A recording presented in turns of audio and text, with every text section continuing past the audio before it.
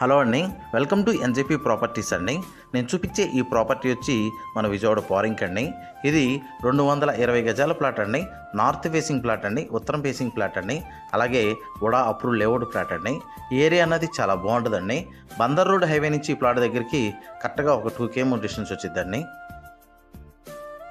ఈ ప్లాట్ అన్నది మనకి ఇన్వెస్ట్మెంట్కి ఈ ప్లాట్ అన్నది చాలా బాగుంటుందండి. ఈ ప్లాట్కి దగ్గరలో హౌసెస్ ఉన్నాయండి. అయినా కానీ ఇన్వెస్ట్మెంట్కి అయితే కానీ ఈ ప్లాట్ అన్నది చాలా బాగుంటుందండి.